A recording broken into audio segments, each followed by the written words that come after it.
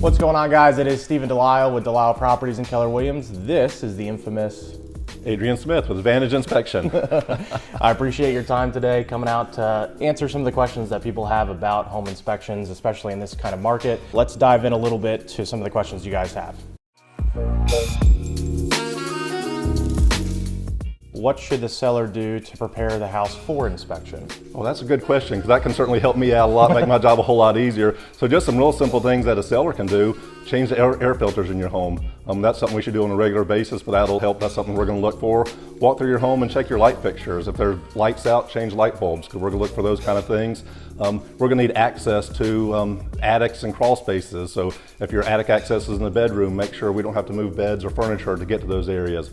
We're also going to need to get to electrical panels. So a lot of times those are in garages. So here we're going to need to access that. We're going to pull covers off of those items. So just make sure we have access to the areas and components of the home would be the biggest help for us. I see that on a lot of your reports, and what I like about them is they're not alarmist. They are very thorough. So what I tell all of my sellers or buyers is that not to worry about the inspection itself. It's going to be about 50, sometimes 70 pages. Yes. And that's not that the house is falling down. Even if we did a brand new house, it's still going to be that same amount of pages. It's just might have a little bit less, what is it called, recommendations or hazards maybe. Correct.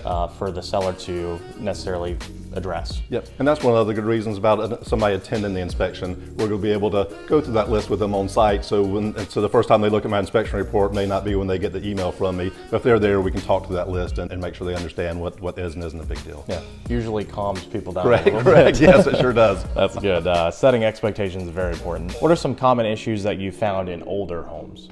Typically in older homes, just makes sense. Older homes aren't built to the same standards as a new home today. So a lot of issues are electrical and plumbing. Older homes just aren't wired to the same standards a new home is. Most older homes have the old two-prong receptacles and are ungrounded. So those are just some bigger issues in some old homes. A lot of older homes have cast iron piping and galvanized piping, which we just don't use in the homes today. Those are more prone to leaks, but that's just how they built homes those days. So those are some issues that we'll look for. Safety issues in an older home may not have as many smoke detectors as a new home today is going to have. So we're going to look for those kind of things and recommend some safety updates, but we'll make sure those older components are still operating as they should. That is one thing that I see a lot of, is that in reference to some of the outlets, when it's bought and sold many times, some people may replace that two-prong outlet with a three-prong outlet.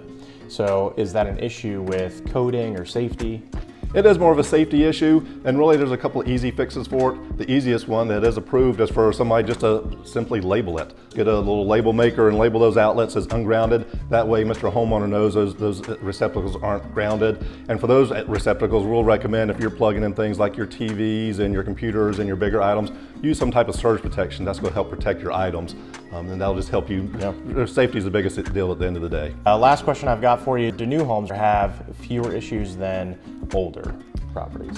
A lot of it's really just going to depend on maintenance of the home. Obviously, a newer home is going to have newer components, so we're not going to have to worry about roof issues. Mechanicals are going to still be newer. Appliances are going to be newer. The framing's probably going to be up to the current standards. So you're going to have some built-in upgrades that you're not going to have in an older home, but a lot of it comes down to maintenance, how we maintain our homes as the overall condition of the property. Yeah. And what I tell a lot of people too, whether you're buying or selling, is that if you have two of the same houses right next door to each other, one is, as we call, very lived in, and one not so much. Maybe the other one doesn't have pets, for example.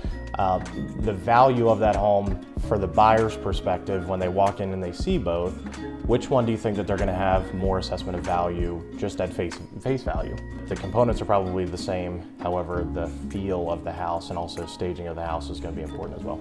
It sure is. I mean, that's what people see. We're all visuals. When we walk into a house, what we see is what we're going to perceive about that property. So it's important to have a good looking home when people walk in and are looking at it. Yeah. Well, I appreciate your time very much, Adrian. Stephen, thank you very much for your time today. I appreciate it. Yeah. And remember, with Delisle Properties, luxury always comes standard.